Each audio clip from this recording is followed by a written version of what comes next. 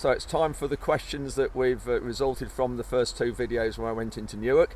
I'm at the headquarters and main office of British Sugar. Now, British Sugar is owned by ABF, and ABF stands for Associated British Foods. So in this building here behind me are other ABF companies, but ABF also owns quite a few large companies, and some of the largest ones that you'll recognise are Primark as one, Allied Bakeries, Jordan's Ryvita, Twinings, the tea people, and obviously British Sugar, but there are some other smaller ones as well, but they're the main ones. So really large company. So we're going to go inside and have a word with James and get some of these questions answered that you've all put to us. So thank you very much for those. So we've got James Edwards here, who's agricultural manager. We remember from video 1 and 2, James has took us around the factory, and so we've got a lot of questions from those 2 videos, of which some I couldn't answer, and we've got James here to answer them. So James, let's crack on into the first one. So and this was a common question, was explain reduced sampling. So all the growers get a campaign handbook that we hand out, and in there it obviously explains it, but basically we sample on contract size. So reduced sampling is basically we don't sample every single load. It's selected on contract size from below 1,000 tonnes all the way up to above 4,500 tonnes. It'll only sample 20% of the loads. Right. And then the loads are populated from there. Right, so it's between 1,000 and 4.5. Yes, yeah. So below 1,000 is 100% sampled, above 4.5 is 20% sampled. Right, and then in between that it's a percentage. Correct, yes. Right, okay. So that's it, that's simple. So question number 2, what happens to overweight lorries? Because obviously there are some. Years ago I remember you used to get checks from the ministry and things like that, and so what happens now? So we the lorry we flagged on the weighbridge as it gets to us that say it's overweight, so 2.5% above the 44 tonnes, so 45.1 will be, we remove a permit from the following week off the haulage group. If it's 5% above the 44 tonnes, so 46.2 tonnes, we'll remove 2 permits, and we'll feed that back to the haulage group, and they can look at trends on how many lorries are in overweight and have a look at weighers and things like that. Right, and do you get any grief from any hauliers about it? No, not really. They appreciate the process, and we don't want obviously the lorry on the road. And Right, question 3. Why is only 1 bucket used at sampling on the rotating frame? Those viewers who remember seeing the videos, this was obviously part 1, at sampling there's this frame with a bucket in that rotates round, but there was an extra hole there for another bucket. So why is only 1 bucket there and not 2? So it's just part of the agreed procedure between the NFU and British Sugar. Ultimately it's set at as speed, and it's the same at all sites, and it just randomises the load out of the probe more. And as you say, you can get, if you have 2 buckets there, you actually get more beet, more clods, more going in. We only take 1 sample out of each lorry, you see. Yeah. And is it inspected as well? And if you're present and they can come and inspect any time? And if you're on site every hour that we're open, they're allowed into the into there, and they can inspect, and there's also cameras to see us working. And then if you can see the cameras. Correct, Right, brilliant, great. So next question, what happens to the stones, weeds and soil, and how much is removed? Because obviously when we've got a lot of wet conditions like we've got or have had at the minute, there can be a lot of soil come in. So the weeds go to compost, and the stones go to, we use aggregate on site. Right. And then the soil is washed off the sugar beet, goes into settling ponds, which we excavate for room for the following campaign. However, that's not made into soil for another 18 months. It's just a process where we dry it and turn it and condition it. And then the water you reuse, as some of the water goes back into the factory. So all the water that ultimately comes out of the sugar beet, we process and we return to river. Right, brilliant. Into the Trent, of course, which is nearby. So next question, how can loads be rejected when sampling results aren't available until after the load is tipped? So our results, we get them through the next day because they're sampled through the night, aren't they? They go to Wishington and they're sampled at night, and we'll get them next day on the British Sugar Online site. So how can they be rejected before we get that? We are reject on visual inspection, so if we think there's too many tops or too much soil in the load, so we can do either on the sample through the ABS or at the back door. So we'll open the back door, let a few ton out and do an inspection of the beet there. If we reject a load, the NFU is there to come and have a look and agree with us and police the process. So your banksman who's on the big pad tipping, if he sees something not right, then he'll alert it. Flag the load, Yeah, brilliant.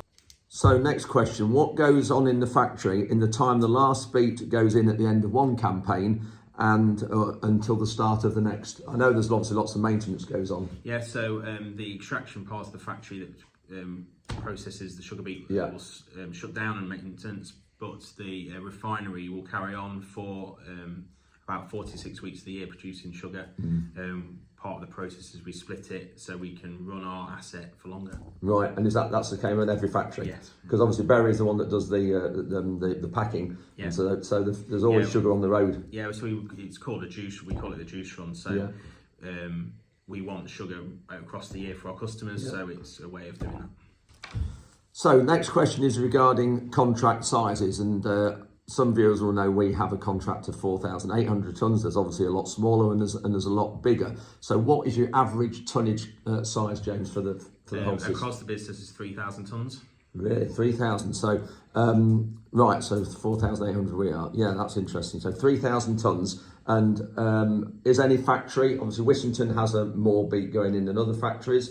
The other three? Yeah, so number of contracts varies across the factories, yes. Right. And what is the difference between cane or cane sugar and sugar beet? Nothing. so both sugars are exactly the same. Growing and processing are different. How we do that, and obviously there's no cane in the sugar in the UK. No, that's right. Yeah, so cane sugar, as the name suggests, it's like a bamboo cane. It grows 6-8 feet tall, whereas obviously sugar beet is a lot shorter. So it's the growing process is a lot different. Obviously the harvesting machinery used is different as well. But the raw sugar, when you get it, tasting it, you wouldn't be able to tell. Exactly. Yeah, one last thing about that is the difference between the two. Sugar beet is grown in the ground, so it is a root. It's only the tops that are above the ground, where sugar cane, it's only the root that is in the ground, but most of the cane and everything where the sugar comes from is above ground. So next question, we're getting through them. How many factories did there used to be, and where were they? Obviously where we're going to at Newark is the minute, but a few years ago there was a lot more than that. So there's Newark, Cantley, Bury St Edmunds and Wissington factories still open. Yeah. There was 18 in total built between 1920s and 30s. The furthest north was Cooper, which is up near St Andrews. Wow, long way north. Yeah, and that was the first one shut in 1971. Oh. And then I'm going to have to read the rest. So there was Ely, Selby, Spalding, Nottingham, Felsted in Essex, Peterborough, Brigg, Kings Lynn, Bardney, Ipswich, Kidderminster, Allscott and York. Wow, never realised half of those had sugar beet factories. Really fascinating. And then the ones that we've got open at the minute, obviously Newark's in Nottinghamshire, Wissington is near Kings Lynn, and then Cantley and Bury are Suffolk. Yeah, so Bury St Edmunds in Suffolk and Cantley is on the edge of the Broads near Great Yarmouth. Yeah, so all in the main beet growing area. Great. So on the tonnages of beet that was processed or when all the factories are going compared to what is now, what is it like in comparison? So the 4 factories that are open now roughly produce the same amount of sugar and process the same amount as beet as the 18 factories in the 1930s. Wow, that just shows the advancements in technology. Fantastic. So next question. There weren't many staff around at the time when I was filming. Is this because they were all camera shy, or is the factory heavily automated, or both? Yeah, so we only have about 150 full-time staff at Newark. The plant is heavily automated, but you think that 150 staff is spread over numerous shifts, days, nights, people having days off, holidays. Yeah. So not many people about. So the next question is, how is animal feed made from sugar beet, and how many tonnes? I know I've seen going to Mole Valley and places like that, and you see Trident livestock feed. They're one of the main people. Yeah, so Trident is part of ABF. Right.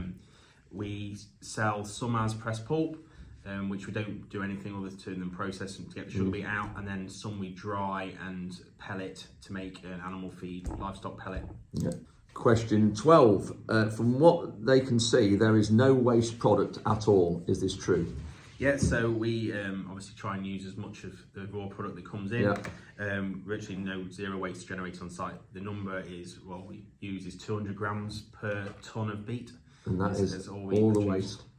Right. So next question. With all the talk in a minute about sustainable and making sure the environment's healthy and not damaged, is any sugar beet used to make ethanol? Yes, so we have an ethanol plant at our Wissington site that does that. Right, no, not any of the other factories? No, not the other sites, just at Wissington. Right, so obviously that's good for biofuel. So this next question is from a very observant viewer of the channel, and it seems like British Sugar colours have changed from blue to green. Is this true? And if it is, why? Yes, so blue was brought in the 1970s, and in 2018 we changed to green, which is more of a reflection on the crop with the green canopy and the yellow from the sun, obviously using to produce the sugar. Right, fascinating. So yes, whoever that was, very observant. So one of the last questions, the probe that samples the sugar beet, if you remember from the first video, there's like a giant auger that goes around into the bottom of the lorry or through the sugar beet. How does that know where the lorry bottom is, and so that it doesn't puncture the bottom of the trailer? So if you see past a bulk tipper on the A1 or wherever, you'll know if it's delivered sugar beet, because it'll have black and yellow tape along the side, along the driver's side. The whole length of the trailer. Yeah. That marks the bottom of the floor of the trailer. So when it comes into the sample probe, we know where the bottom is, and we've got a camera system which is linked to the probe, so it goes to the same depth.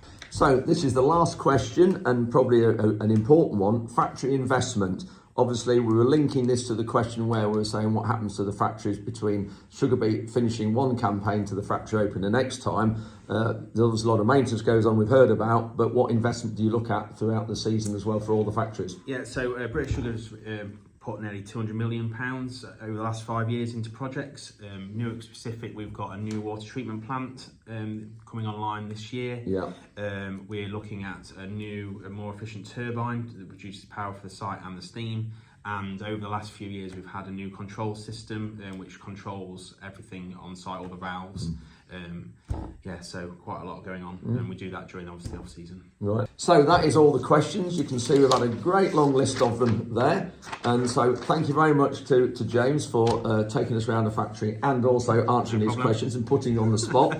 And like question time, isn't it? So we've got one more video that we've got to do, part 3, which is where the sugar is all bagged up and packaged up at Bury. And so we're going to do that in the next few weeks, and keep tuned and I will tell you when that is, but at the minute we haven't got it in the diary. So until then, thank you very much, James. Thank you. So that's it. I'm just leaving British Sugar's head office here at Peterborough. Hope you've enjoyed this update, and thank you very much for watching. We've got one more part for British Sugar, as you've just heard, which is the visit to Bury factory where all the sugar is packaged. So we haven't got that in the diary yet, but we'll have soon. So thanks very much for watching. Hope you've enjoyed this update, and we'll see you next time.